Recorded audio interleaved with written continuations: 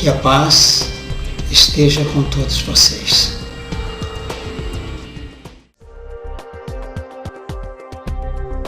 Então é uma promessa, o próprio Jesus nos disse que Elias há de reencarnar novamente para restabelecer todas as coisas. Então, Jesus e outros vieram e nos ensinaram. Paulo foi o maior perseguidor dos cristãos, se converteu quando estava a caminho de Damasco, né? E como Paulo morreu? Paulo morreu muito depois de Jesus. Aliás, ele nem conheceu Jesus pessoalmente. Ele estava caminhando, isto cerca de 30 anos após a crucificação de Jesus. Ele estava caminhando em direção a Damasco, na Síria, justamente porque ia haver uma reunião. Ele sabia que ia haver uma reunião de cristãos lá, e ele era um perseguidor feroz dos cristãos. Então, aí foi quando ele ouviu aquela voz dizendo: Saulo, Saulo, por que me persegues? E daí ele caiu em terra, porque a luz era muito forte, e aquela voz, segundo relatos posteriores dele mesmo, então era como um estrondo. E então, quem me fala, Senhor? E aí, quem és tu? Eu sou Jesus a quem tanto persegues. E depois ele ficou cego. A maioria de vocês conhecem a história. Ele ficou cego, e depois os servos dele o conduziram até uma cidade, e Jesus já tinha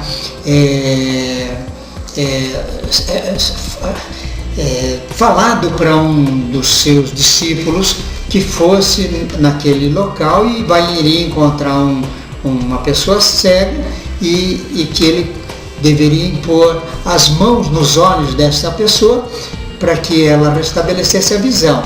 E assim foi.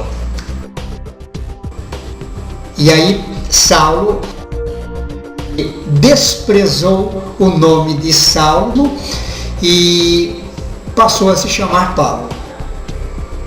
E se tornou o cristão mais fervoroso que eu conheço, né?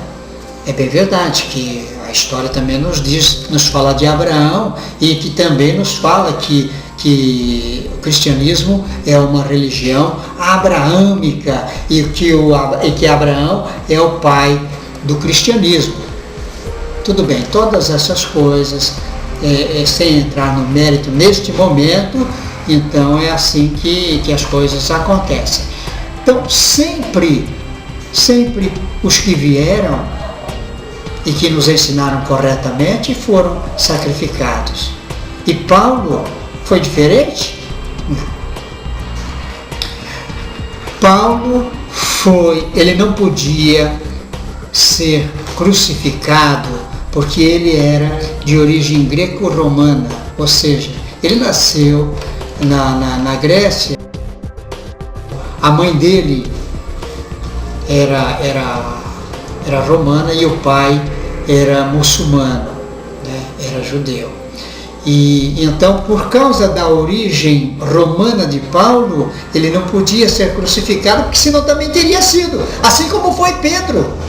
Só que Pedro, no momento em que ia ser crucificado, ele disse: não, porque estavam crucificando ele como crucificaram Jesus, que é como eles crucificavam todos os bandidos condenados à morte, a todos os criminosos. E aí Pedro diz assim: não, eu não mereço ser crucificado como o meu mestre. E aí então viraram ele de cabeça para baixo e foi crucificado. Isso Pedro, né? Mas Pedro era judeu. Agora, era galileu.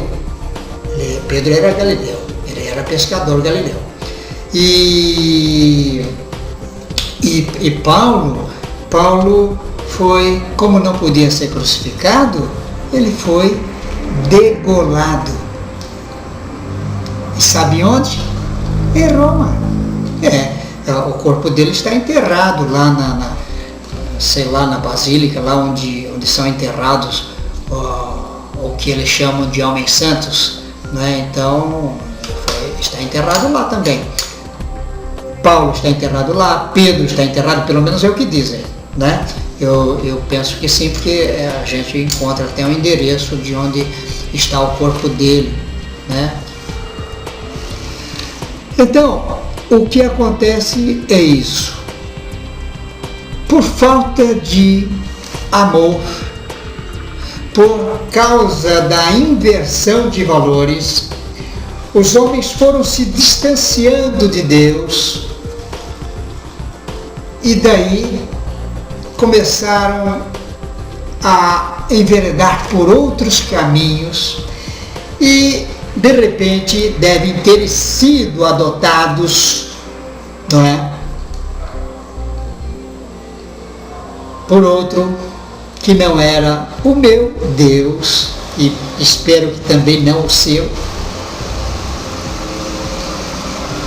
E daí o homem tornou este planeta tão violento, um planeta tão belo, tão rico, tão maravilhoso. É uma dádiva poder viver aqui, mas o homem ainda não se deu conta. E o que é mais interessante é que o homem, ele evoluiu em conhecimento, não em sabedoria, porque a sabedoria é a divina, é a que nos leva de encontro harmoniosamente com Deus e que nos faz sentir uma felicidade inefável e que nos faz sentir um bem-estar indescritível, é que nos torna assim, como eu vou dizer, abençoados por Deus. Mas tem gente que produz desgraça, produz desgostos, produz lágrima e acha que está tudo bem, não é? Até quando? Até que um dia despertem e neste dia quem sofrerá mesmo é aquele que faz o mal. Pode acreditar. Eu não queria estar na pele dele.